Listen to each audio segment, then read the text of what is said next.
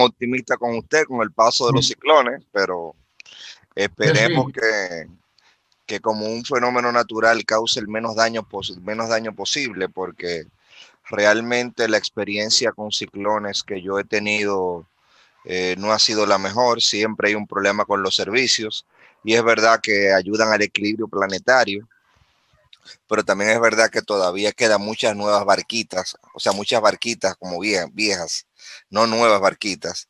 Y es verdad que el dominicano también tiene, por un tema cultural de años, sobre todo fomentado por ese traslado forzado en los años 60 y 70 del campo a la ciudad, y esa bajísima inversión y desmoronamiento del sistema educativo que se dio lamentablemente de los años 60 para acá, y que vino a comenzar a combatirse con la entrega del 4% y el rediseño de la educación, pero que nos tiene a nosotros en los últimos lugares de la educación, producto de ese abandono, producto de que fue ahora que vino a dignificarse la labor de los maestros, y que esas escuelas que mucha gente criticaron sirven también de refugio hoy en día, pero no existían. O sea, habían comunidades que no habían construcciones sólidas. Ese puente que usted menciona de Sabana Perdida y San José de Ocoa, yo lo vi en una ocasión también tumbarse hasta que hicieron este nuevo puente. O sea, cada rato habían puentes ahí. Ese río, por lo que queda del río, cuando llueve, el río reclama lo que es de él. No sé si usted recuerda la tragedia lamentable de Río Blanco, allá en Jimaní. Río Blanco era un río que había existido, quedaban vestigios de un pequeñito arroyo, y cuando una lluvia que se produjo en Haití, ese río retomó y reclamó su cauce y arrasó con todo lo que estaba ahí, y fue una tragedia grandísima que enlutó la comunidad del Jimaní y del Limón de Jimaní. Lamentablemente, nuestro país es muy vulnerable porque la cultura de nuestro país, sobre todo ese traslado del campo a la ciudad, como no había espacio en los centros urbanos principales, se fueron a la orilla del río. Y al irse a la orilla del río, porque se les permitió, porque muchos hicieron negocios, porque Balaguer también hizo las caobas para esas personas, pero eran permisivos. Y habían personas que se hicieron de 3 apartamentos en las caobas y uno en Honduras. Yo conozco un caso de un señor, que en paz descanse, que le dejó a sus hijos 3 apartamentos, que eran apartamentos del Estado, y su profesión era dedicarse a ir a vivir a los ríos e invadir terrenos.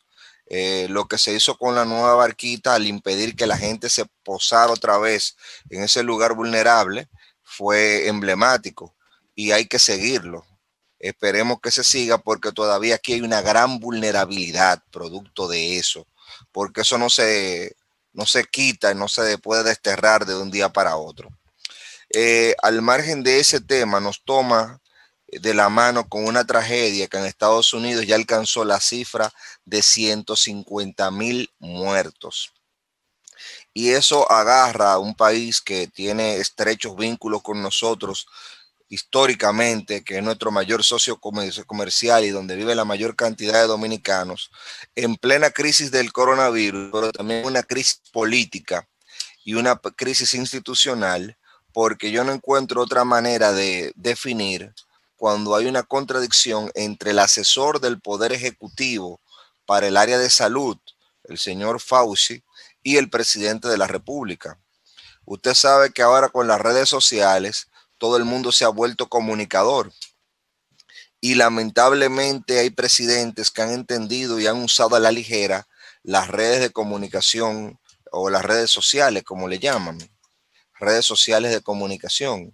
En el caso del presidente Trump, lamentablemente hemos visto como, y de manera penosa, como él comparte tweets en contra de Fauci, de su propio asesor, y como él comparte tweets que incitan al uso de la hidroxicloroquina, pero un uso no medicado realmente, a un uso hasta preventivo, porque la hidroxicloroquina, hay que decirlo con responsabilidad, sí tiene fines terapéuticos, pero contra enfermedades ya preexistentes. En el caso del COVID, hay médicos que lo han utilizado en una etapa X del tratamiento bajo estricta supervisión.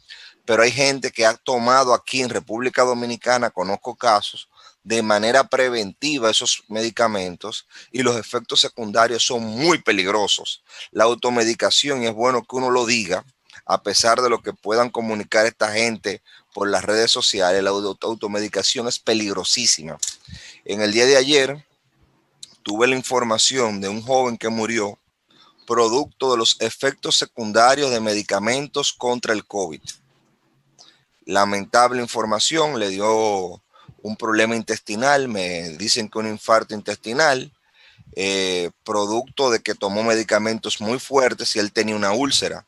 Si usted tiene una úlcera y se toma un medicamento de estos que son muy agresivos para su estómago, es muy probable que, y muchos de los medicamentos que están automedicando a la gente, ivermectina, son medicamentos para el estómago, para parásitos. Si usted se lo bebe sin control, sin criterio, sin un médico indicándole, usted se puede provocar un severo daño, se puede lesionar y ese efecto secundario lo puede usted llevar a un resultado no deseado. Entonces usted menciona mucho, profesor, la infodemia y creo que nosotros como sociedad, ya no solo en República Dominicana, somos víctimas de la infodemia cuando inclusive desde el poder ejecutivo, como el señor Trump, comienza a llevarle la contraria a sus propios asesores científicos.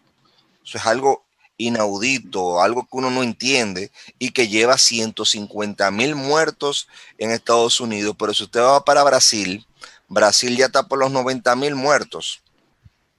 En un ejercicio de competencia que tiene el señor Bolsonaro con Trump, porque ellos están compitiendo en ver quién desinforma más, en ver quién trata peor la crisis.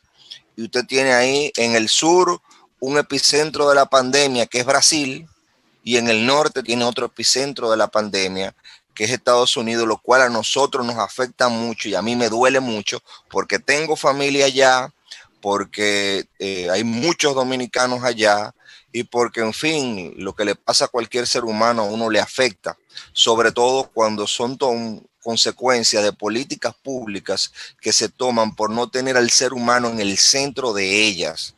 Y vuelvo a repetirlo, yo mandé un trabajo a un grupo de WhatsApp y quiero compartirlo con los amigos televidentes, de cómo en el caso de Cuba, un país con tantos problemas económicos, con un bloqueo, ellos han podido hacerle frente a la pandemia con medidas puntuales y con un sistema que se enfoca en la gente, no en hacer negocio con la gente. Igual situación usted la puede encontrar en, por ejemplo, Costa Rica, que también ha podido hacerle frente a la pandemia de una manera eficiente, de una manera sólida. Por no mencionar el caso de Nueva Zelanda, que es un país ya muy rico. Estoy mencionando 2 países de la región.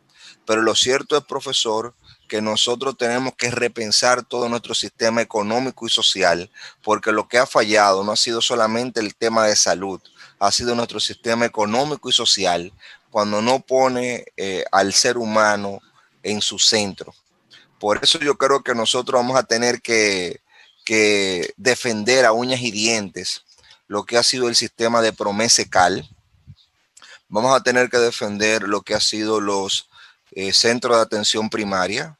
Cuando digo defender y digo nosotros, hablo del pueblo dominicano porque son conquistas que no pertenecen a ningún gobierno. Si bien al presidente Medina le tocó la visión de crear eso, nosotros tenemos ahora la misión de defenderlo.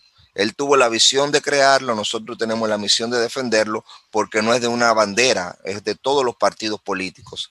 Y esperamos que eso se siga, que en vez de privatizar ese programa, lo que se haga es que se le dé continuidad. Porque habían personas que yo he escuchado con el discursito del Estado mínimo que hablan de que no tiene función y no es verdad. La función precisamente de instituciones como Promesecal es garantizar el acceso a medicamentos de calidad. Y República Dominicana necesita eso y necesita una política sanitaria que haga una realidad, profesor, que nosotros no tenemos. Y es que aquí las personas no puedan comprar en farmacias si no es con una receta médica. Eso es lo que dice nuestra disposición legal y es algo que tarde o temprano vamos a tener que cumplir. A veces yo he visto gente que viene de Estados Unidos y lo ve como un avance, que aquí no se necesita receta, porque se automedican antibióticos, pero eso es peligrosísimo porque también usted puede generarse un problema y una intolerancia a los antibióticos o una resistencia a los antibióticos. Y mire el caso que le estoy diciendo de la hidroxicloroquina, que su uso debe de ser por un médico y su indicación, y de la ivermectina, que es también un desparasitante muy fuerte que usted no puede agarrar y beberse preventivamente 4 o 5 pastillas diarias como estaban recomendando por internet. O sea, había una recomendación que la forma de evitar que eso entrara al cuerpo era tomarse preventivamente 4 y 5 ivermectina por día. Yo conozco personas que tuvieron afecciones estomacales producto de eso. Entonces, no es eso lo que la solución al COVID. La solución al COVID es primero nosotros evitar que llegue, y si llega, seguir las indicaciones del médico. Y obviamente, si nos llega, que nos lleguen en las mejores condiciones posibles, en la mejor, que su sistema de inmunológico esté en la mejor posición, con vitamina D, con vitamina C preventivo, con ejercicio, pero no que usted venga y se comience a tomar cuanta cosa usted vea en internet porque el cuerpo lo resiente.